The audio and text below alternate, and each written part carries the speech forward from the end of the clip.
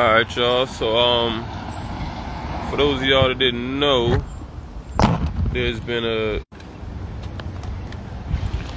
checking in. For those of y'all that didn't know, there's been a trial going on, in the slaying of Mr. Henry Berry, aka Hank III, shot by a Newport News police officer in December of 2019. It was a quote-unquote annoying phone calls, abusing the 911 systems call that went in, and it was actually a mental health crisis that Mr. Berry was going through, and they actually entered his home and executed him once he got a hold of their device. Got a hold of a taser. This trial has been going on for the last few days, and it had finally came to surface, and a jury found him guilty yesterday of these crimes. And so we actually have a conviction of a murderous cop. From what we heard in the police report, they actually shot this man in his back, and we had an officer convicted. The man was Caucasian, and the officer was as well. Let's see, we'll get up here. To get up here, you can be in New York on the 19th. Justice for Antonio C. Armstrong.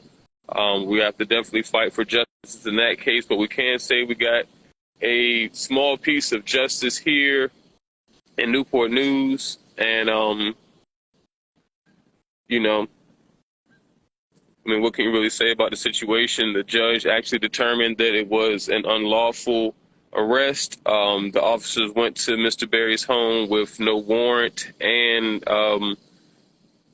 went in his house with no warrant, and justice was proverbially so. It took the jury less than 2 hours to deliberate. They said they came into his house, he defended his home, and they shot him in the back from less than 2 feet. And so, again, this is a small shimmer of justice. This is how it should go, how it's supposed to go. He's been found guilty of manslaughter. It's a lesser charge. They were trying to find him guilty of second-degree murder, but they lessened it to manslaughter. So just wanted to get that piece of information. There's also some stuff going on with City Hall that we heard about. Miss Rhoda Young live.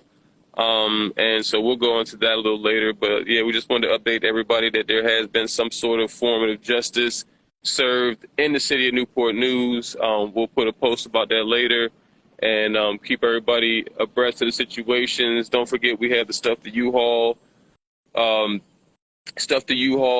teacher and student drive.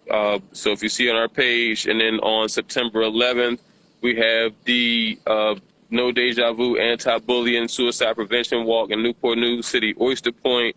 And so if y'all are able to join us for that, suicide is one of the all-time highs. And there's also a bill that was passed that is supposed to be going throughout the schools, where students, parents have to be notified of every instance of bullying. It was passed when my 14-year-old cousin committed suicide due to bullying in 2016.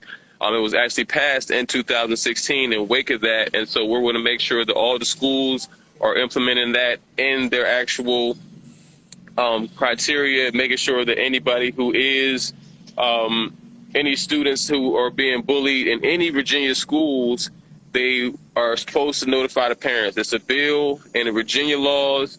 So we're not starting off this year with bullies. We're not starting off this year at all with any instance of that. We know Newport News and Hampton are back in school right now. Norfolk and the Virginia Beach and all that go back to school next week. So we want to make sure that we're getting students off in the right way. Nobody should have to deal with bullying going into any public schools, even in the private schools. So if it's a law that they have to notify parents, I'm almost hip to say if it's a law, then it should apply to all schools, not just public schools. So, but we'll do more research onto that. Terry McCullough signs this bill. Again, it was an anti-bully bill passed in 2016. So we'll share more information with y'all about that. Until then, I will go with y'all next time. Peace and blessings. Guilty. to the cop that killed Mr. Henry Hank Berry III. Peace.